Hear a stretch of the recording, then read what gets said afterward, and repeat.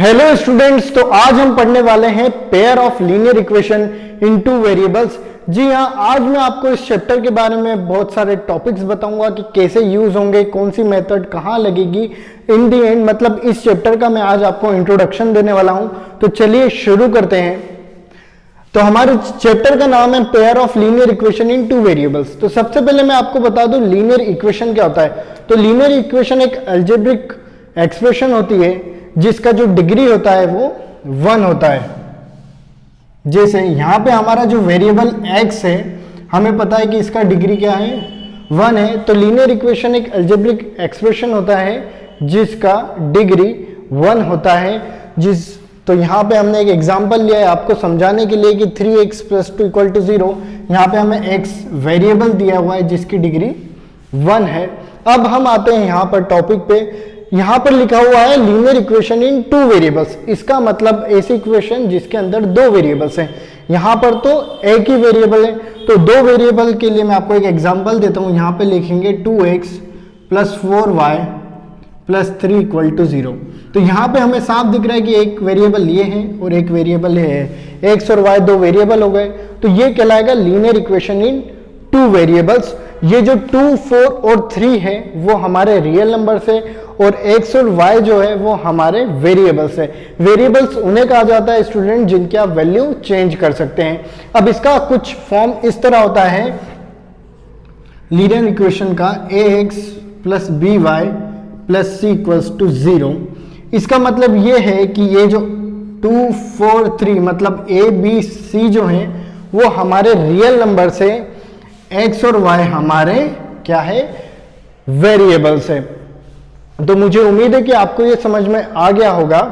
ठीक है, अब मैं आपको बताता हूं टॉपिक का meaning, linear equation in two variables. तो हमें यहां समझ में आ गया कि linear equation in two variables मतलब जिसके अंदर 2 वेरिएबल्स हो। अब मैं आपको इसका जनरल फॉर्म बताता हूं linear equation in two variables का। तो इसमें लिखा है pair of linear equation in two variables. अब इसमें लिखा है पेयर, तो पेयर मतलब 2 इक्वेशन होगी। तो एक इक्वेशन कुछ ऐसी होगी, x1 + b1y, a1x + b1y + c1 = 0।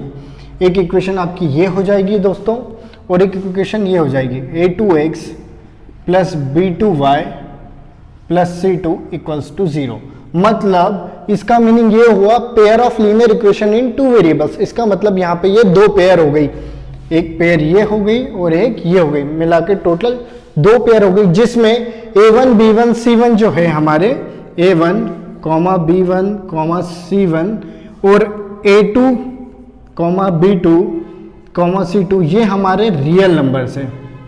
ये हमारे रियल नंबर्स है। अब इसमें एक चीज ये होनी चाहिए कि जो a और b है वो 0 नहीं होना चाहिए। a और b हमारे 0 नहीं होना चाहिए, मतलब 0 के बराबर नहीं होना चाहिए। क्योंकि अगर a और b अगर 0 हो गए तो ये इक्वेशन हमारी लीनियर इक्वेशन नहीं कहलाएगी। कैसे नहीं कहलाएगी तो वो मैं आपको यहाँ पे बताता हूँ, ध्यान से देखिएगा। तो यहाँ पे मैंने एक क्वेश्चन लिया, मान लीजिए ले लिया हमने 2 0x + 0y + 3 = 0।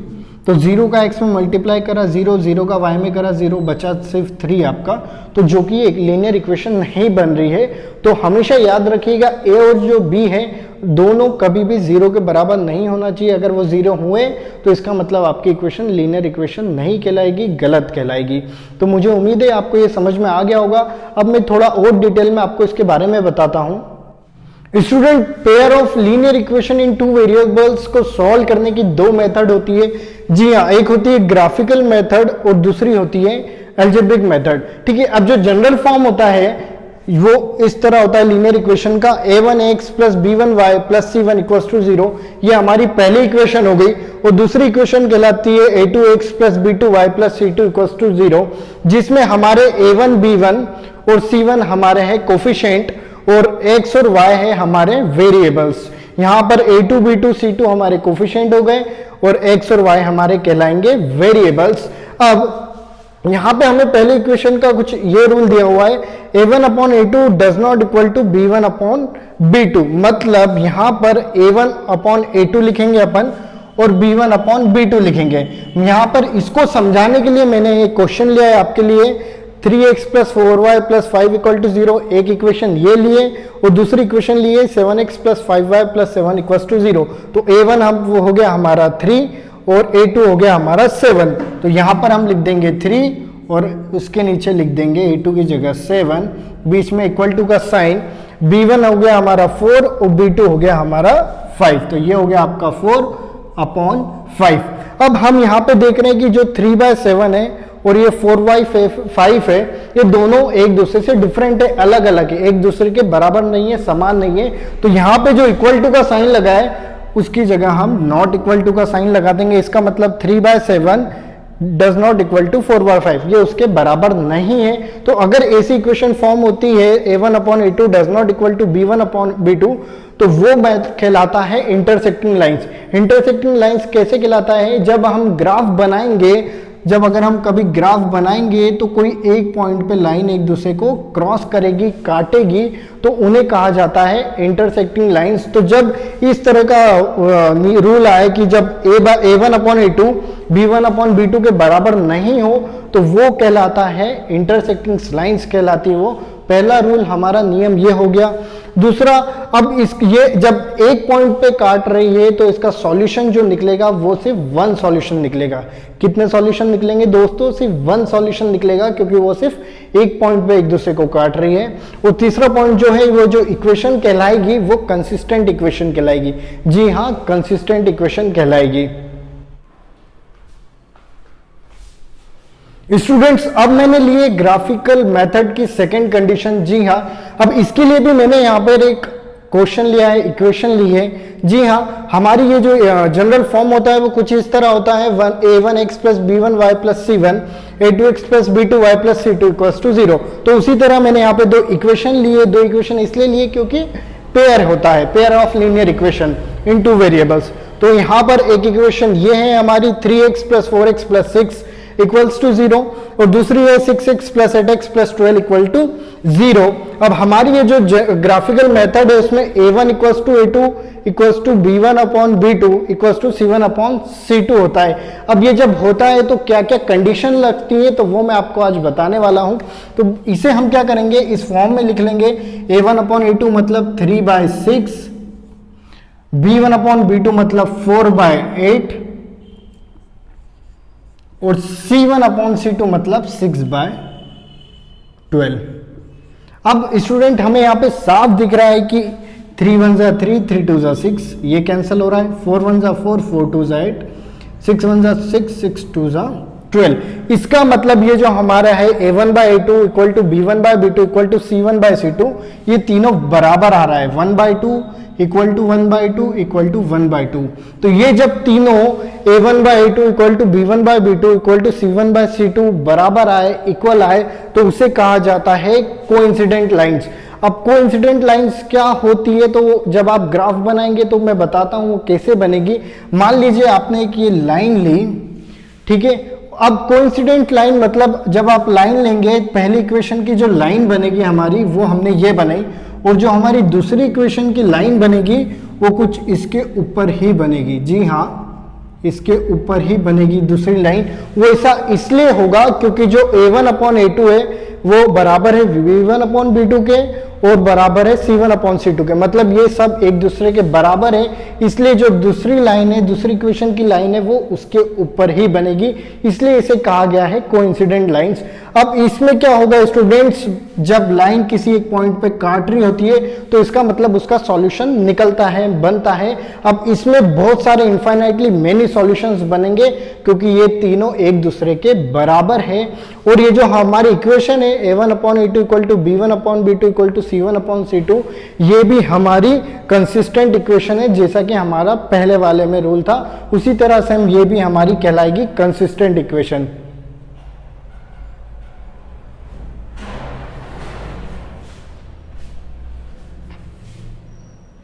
स्टूडेंट्स, अब मैंने आपको थर्ड कंडीशन लिए ग्राफिकल मेथड की समझाने के लिए, तो तीसरी कंडीशन को एग्जांपल लिया है समझाने के लिए। तो इसकी मैंने पेयर ली है linear equation in two variables की। पहली है हमारी 2x plus 3y minus 5 equals to 0 और दूसरी है 4x plus 6y plus 7 equals to 0। अब यहाँ पे हमने लिखा है a1 upon a2 equal to b1 upon b2 equal to c1 upon c2। तो सबसे पहले हम चेक करेंगे कि ये इस इक्वेशन में फिट होता है या नहीं होता, सही होता है या नहीं होता। तो हम यहाँ लिख देंगे 2 अपॉन 4, सब जगह इक्वल टू का sign, 3 upon 6 equal to minus 5/7। अब इसके बाद हम क्या करेंगे, इनको कैंसल करके देख लेंगे। तो 2 1 जा 2, 2 2 जा 4, 3 1 जा 3, 3 2 जा 6। तो यहाँ पे 1/2 इक्वल टू 1/2 आ रहा है, मतलब a1 अपॉन a2 हमारा आ रहा है b1 अपॉन b2 के बराबर। अब ये दोनों हमारा निकल गया तो हम c1 अपॉन c2 को चेक करते हैं। अब यहाँ पे हमें दिख रहा है कि ये है -5/7, जो कि a1 अपॉन a2 और b1 अपॉन b2 के बराबर नहीं है, इक्वल नहीं है। तो यहाँ पे आपका साइन लग जाएगा नॉट इक्वल टू का। इसका मतलब a1 अपॉन a2 बराबर है b1 अपॉन b2 के, लेकिन c1 अपॉन c2 के बराबर नहीं है, इक्वल नहीं है। तो जब ऐसा फॉर्म हो, ऐसी इक्वेशन फॉर्म हो, तो वो कहलाती है पैरेलल लाइंस। जी हाँ, पैरेलल लाइंस कहलाती है। जब आप इसका ग्राफ बनाएंगे तो पहली वाली इक्वेशन का, तो ये आपका ग्राफ बन जाएगा a1 अपॉन a2 का कुछ इस तरह और b1 अपॉन b2 का इस तरह। क्योंकि ये एक दूसरे के बराबर है तो ये हमारी बन गई। लेकिन अब आप यहाँ देख रहे हैं कि ये एक दूसरे को कहीं भी इंटरसेक्ट नहीं कर रही है, कहीं भी एक दूसरे को काट नहीं रही है। तो इसका मतलब इसमें एक भी सॉल्यूशन नहीं होगा, नो सॉल्यूशन होगा। क्योंकि सॉल्यूशन तभी निकलता है जब कोई लाइन एक दूसरे को किसी एक पॉइंट पे कट करे, तो ये कहलाएगा नो सॉल्यूशन, क्योंकि ये एक दूसरे को कहीं भी इंटरसेक्ट नहीं कर रही है। क्यों नहीं कर रही है? क्योंकि एक दूसरे के पैरेलल है। पैरेलल का मतलब आप सबको पता होगा, समांतर, एक समान, तो उसे पैरेलल लाइंस कहा जाता है और इसलिए इसका है नो सॉल्यूशन। और जब इसका कोई सॉल्यूशन ही नहीं है तो इसलिए इसे कहा जाएगा इनकंसिस्टेंट इक्वेशन। जी हाँ, अगर इसका कोई सॉल्यूशन ही नहीं निकलेगा तो इसे कहा जाएगा इनकंसिस्टेंट इक्वेशन। तो इस तरह की जो इक्वेशन कहलाएगी वो कहलाएगी, उसके जो तीनों पॉइंट्स होंगे वो कुछ इस तरह हो गए। पहला होगा पैरेलल लाइंस कहलाएगी, जिसका कोई पैरेलल लाइंस कहलाएगी क्योंकि वो एक दूसरे के बराबर है। दूसरा पॉइंट ये कहलाएगा कि वो एक दूसरे को किसी पॉइंट पे नहीं काट रही है, तो उसका नो सॉल्यूशन होगा दोस्तों। और तीसरा वो इनकंसिस्टेंट कहलाएगी। इनकंसिस्टेंट इसलिए कहला रही है क्योंकि वो दोनों एक दूसरे को किसी भी पॉइंट पे नहीं काट रही है और उनका कोई भी सॉल्यूशन नहीं निकल रहा है। तो ये हो गए हमारे तीनों पॉइंट कवर, मैंने आपको अच्छे से समझा दिए। मुझे उम्मीद है कि आपको ये तीनों ग्राफिकल मेथड अच्छे से समझ में आई होगी। अगर आपको ये इक्वेशन और ये मेथड अच्छे से समझ में आई है तो प्लीज़ वीडियो को लाइक करिए और चैनल को सब्सक्राइब करना बिल्कुल ना भूलिएगा।